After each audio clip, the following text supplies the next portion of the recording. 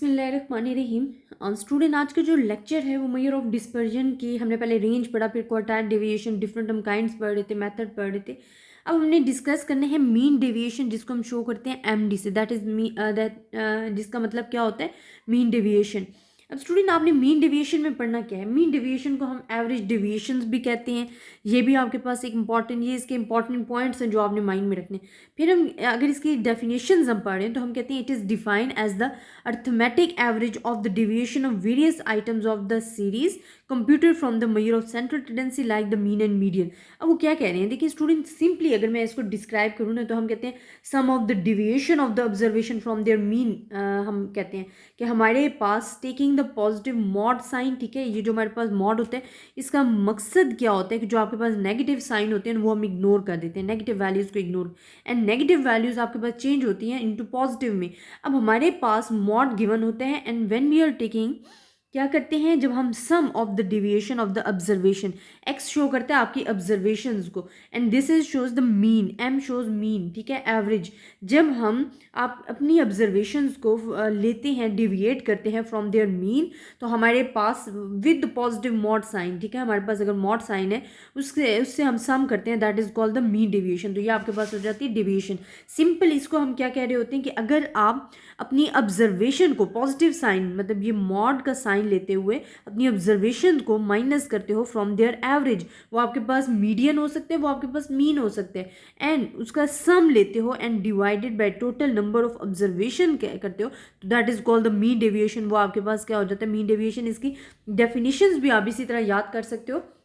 जो चीज़ इन्होंने एक्सप्लेन किया वो भी यही कह रहे हैं कि जो arithmetic average of the deviations of the various items of the series computed from the measure of central tendency like the mean and median. Measure of central tendency क्या होता है, आपके पास एवरेजेस ही होती है ना, जो हम प्रीवियस डिस्कस कर चुके हैं। तो वो यही कहते हैं कि आपने कंप्यूट करनी है from the measure of central tendency. वो एवरेजेस आपके पास या तो मीन हो सकती है या मीडियन हो सकती है। अगर हमारे पास मीडियन है तो that is showing the me M, ठीक है। अगर आपके पास मीन है तो हम इसको एक्स बार से शो कर देते हैं, ठीक है। इसी तरह कोफिशिएंट ऑफ हमारे पास क्या होगा कि अगर मीडियन या मीन के लिए करें, अगर कोफिशिएंट ऑफ मीडियन है तो हम क्या कहेंगे, मीन डिविएशन जो मीडियन से हम फाइंड करेंगे and divided of median, averages से आप डिवाइड कर देते हो। इसी तरह मीन डिविएशन डिवाइडेड बाय आप क्या कर दोगे, मीन करोगे, तो that is the coefficient of the mean deviation, या आपके पास मीन डिविएशन आ जाएगा। इनको मैं प्रॉपर तरीके से भी लिखकर बता देती हूँ।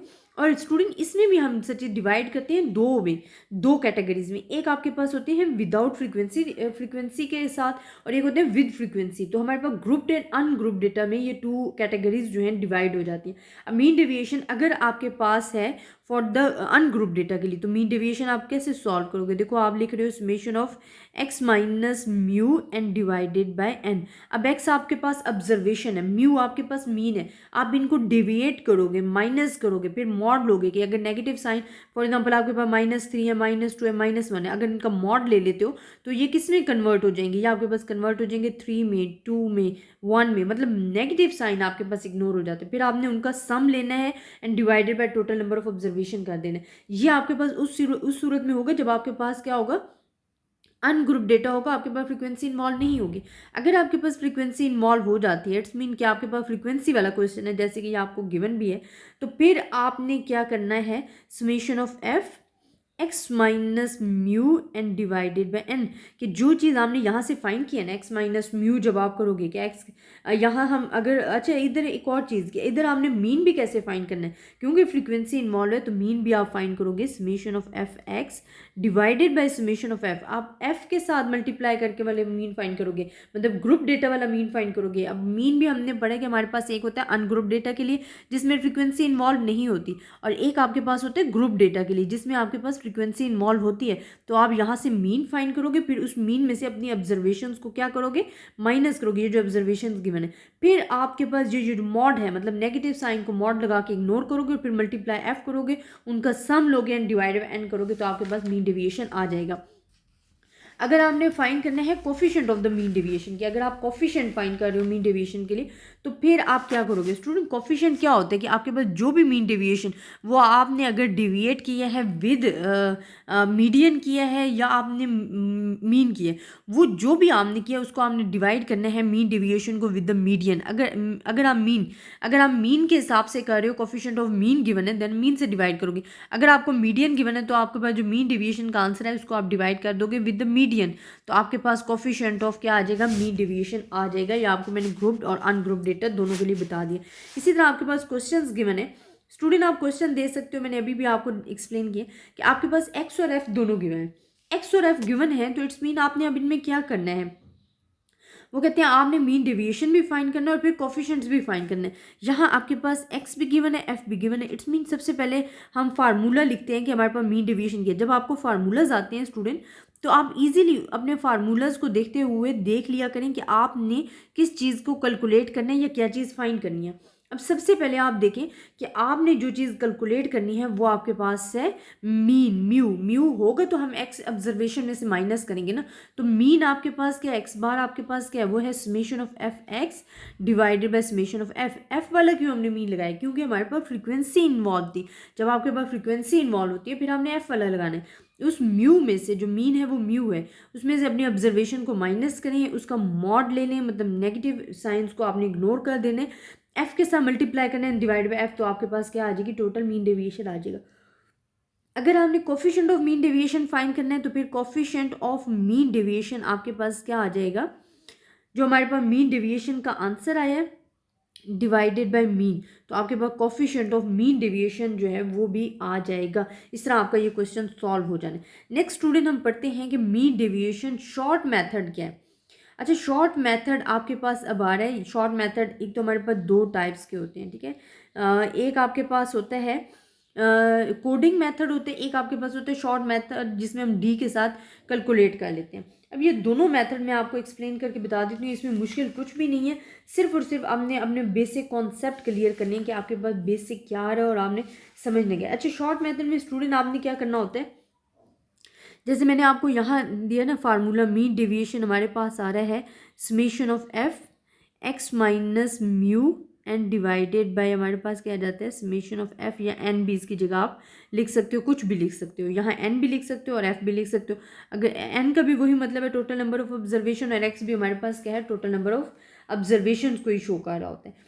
अब यहाँ शॉर्ट मेथड आपने जब यूज़ करना है स्टूडेंट, तो शॉर्ट मेथड में आपके पास क्या आ जाता है, शॉर्ट मेथड में जब आप लिखते हो तो आपके पास जो x आ जाता है ना वो आप लेते हो क्या, x माइनस ए, मतलब जो ऑब्जर्वेशंस हैं d, इसको हम क्या लेते हैं, ये हमारे पास क्या है d, क्योंकि इसमें ज़रा डिफरेंस लगते हैं, x बार भी कह सकते हो d, तो इसमें हमने फाइंड करना है अब d, ठीक है। d आप फाइंड करोगे, अगर आपके पास ऑब्जर्वेशंस गिवन है आप उसको माइनस करोगे अपने मीन में से, ठीक है, तो आपके पास क्या आ जाएगा, डी आ जाएगा। अब स्टूडेंट हम इसको कहते हैं कि अगर आपके पास एफ भी गिवन है, डी आपने फाइंड कर लिया है एक्स माइनस ए, ठीक है, आपको ऑब्जर्वेशंस जहाँ गिवन थी ये आपने कॉलम्स बनाए, तो अब आपको क्या चीज़ फाइंड करना है, आपको फाइंड करना है मीन। मीन आप कैसे फाइंड करते हो, इसमें मीन आपके पास होता है A plus summation of F D and summation of F, क्योंकि ए ओरिजिन होता है, एज्यूम वैल्यू होता है, यहाँ हम कोई सी भी एक्स की वैल्यूज जो है उसको एज्यूम कर लेते हैं, मिडल वैल्यू होती है उसको एज्यूम कर लो, कोई सी भी वैल्यू एज्यूम करना है और उसमें अपनी ऑब्जर्वेशंस को माइनस करना है, तो आपके पास ये आ जाता है शॉर्ट मेथड।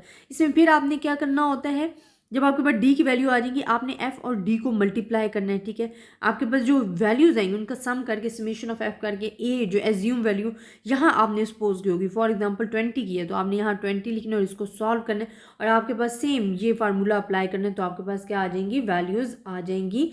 एक्स बार लेकर आपने यहाँ एक्स बार अब हमारे पास ये वाला आएगा, म्यू जो हमारे पास इस जो भी वैल्यूज यहाँ आएगी जो आप कैलकुलेट करोगे वो आपने यहाँ लिखनी है, एंड देन एक्स ऑब्जर्वेशन में से माइनस करके आपके पास आंसर आ जाएगा। सिर्फ और सिर्फ शॉर्ट मेथड क्यों कहते हैं कि अगर आपके पास ऑब्जर्वेशन बहुत ज़्यादा लार्ज आ रही हैं जो कि आपके लिए आगे जाके मेथड को डिफ़िकल्ट बनानी लगती हैं, उसके लिए आप क्या कर लेते हो, मॉड लगा देते हो।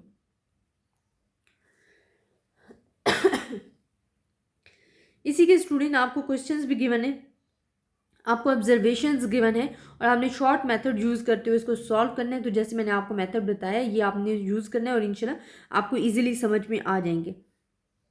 अब स्टूडेंट इनके मेरिट्स और डीमेरिट्स क्या हैं, देखिए अगर हम कहते हैं कि मीन डेविएशन हमारे पास क्या है, ईजी टू अंडरस्टैंड है, सिंपल है, ठीक है, ईजी टू कंप्यूट है, आप इजीली उसको कंप्यूट कर सकते हो। Less affected by the extreme items, के जो एक्सट्रीम आइटम्स होते हैं उनसे लेस अफेक्टेड होती है।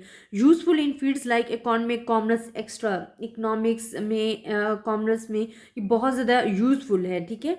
फिर comparison about formation of different series can be easily made as deviations are taken from the central value.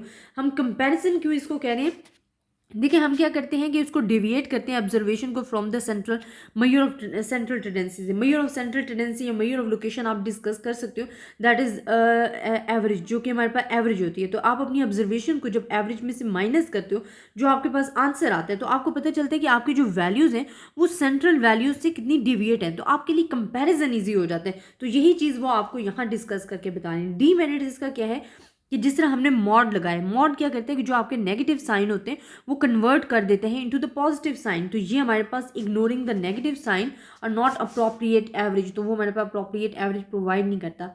फिर not accurate for the mod, mod के लिए एक्यूरेट नहीं है। मॉड क्या होता है, मोस्ट फ्रीक्वेंस वैल्यू होती है, वो तो फुल वैल्यूज को काउंट ही नहीं करता, तो ये नॉट एक्यूरेट है।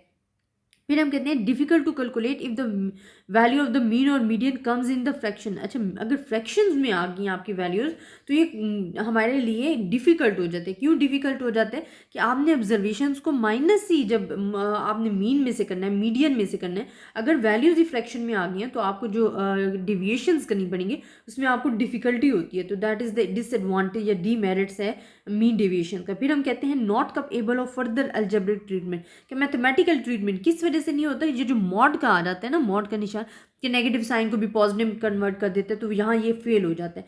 फिर हम कहते हैं not use in statistical conclusion, statistical conclusion में हम इसको यूज़ नहीं कर सकते। उसकी रीज़न भी यही मॉड है कि हम नेगेटिव साइन को इग्नोर कर देते हैं। जब नेगेटिव साइन को इग्नोर करें, इट्स मीन कि we are taking the unrealistic statement, ठीक है, कि हमारे पास अनरियलिस्टिक स्टेटमेंट आ रही होती है, हम उसको डिस्कस नहीं कर पा रहे होते, तो ये हमारे पास डीमेरिट्स हैं। आई होप स्टूडेंट आपको मेरा लेक्चर पसंद आया होगा। नेक्स्ट इंशाल्लाह हम स्टैंडर्ड डेविएशन वेरिएंस को भी डिस्कस करेंगे, जो कि मेजर ऑफ डिस्पर्जन में बहुत ही इंपॉर्टेंट रोल अदा करती हैं।